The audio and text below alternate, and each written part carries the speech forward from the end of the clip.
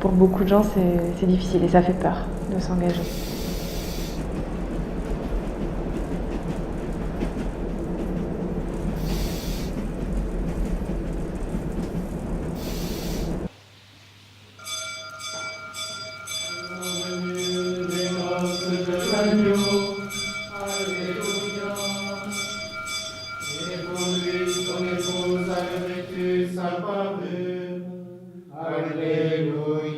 Donc des promesses, se faire des promesses ou promettre des choses à quelqu'un, oui c'est très beau, mais je pense que c'est difficile de tenir des promesses et que ce qui peut peut-être nous aider à rester fidèles dans nos promesses ou dans un engagement, c'est de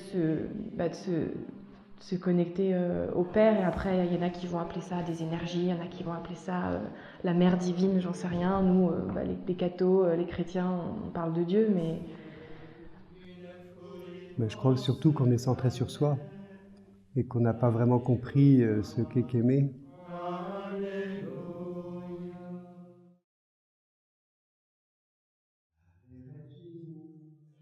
Mater misericordiae, vita dulcebus, espessas Plus la force de s'engager, ils ont plus la force, plus envie, ils ont plus de courage, ils sont tristes, ils sont fatigués.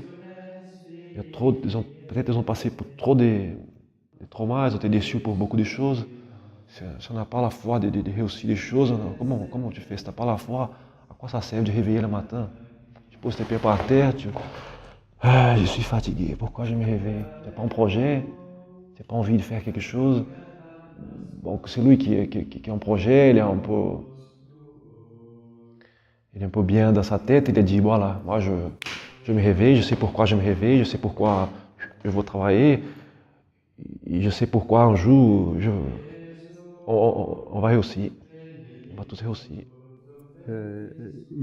En fait, le gros problème de notre société d'aujourd'hui, c'est qu'on est dans l'efficacité, on cherche l'efficacité comme un absolu. Et donc, on utilise notre intelligence plutôt pour être efficace, pour dominer, pour tout maîtriser, que pour aimer. Mais le temps fait toujours peur. On a toujours peur du lendemain parce qu'on ne sait pas, on n'a pas une maîtrise. Or, l'homme est maîtrisé. L'homme veut être rassuré. Mais on ne sait pas, comme vous avez dit au début, on ne sait pas si le soleil va se lever demain, mais on espère. Et c'est ça l'apport de la foi. La foi nous fait espérer au-delà de toute espérance, au-delà de toute limite humaine. On s'appuie sur un qui est plus grand que nous, qui est toujours devant nous et qui nous attire.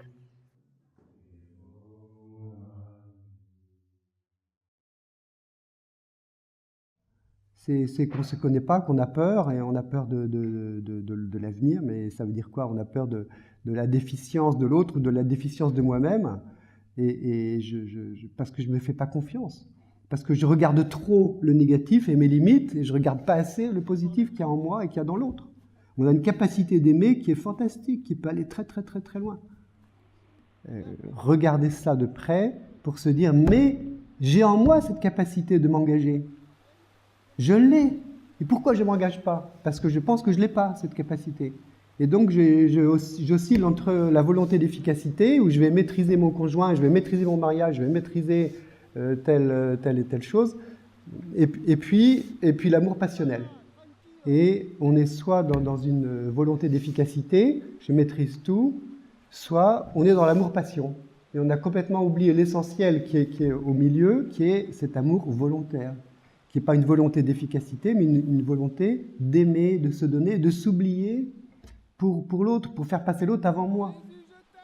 Et donc toutes les personnes qui viennent ici, on les aide à déjà se poser, écouter leur cœur.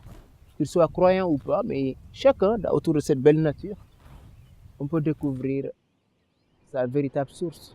Parce qu'on ne vient pas du néant, on vient de quelque part. Finalement, on n'est pas si mauvais que ça quand même. Ben, le conseil, c'est de s'asseoir pour voir qu'est-ce qu'on veut promettre. Est-ce qu'on est capable d'aller jusqu'au bout de la promesse? Si on n'est pas capable, mieux vaut ne pas promettre. Et là, je parle de croyants, non-croyants. Je pense qu'il y a beaucoup de gens qui ont des idéaux de vie et qui ont envie que les choses durent, que les promesses soient tenues.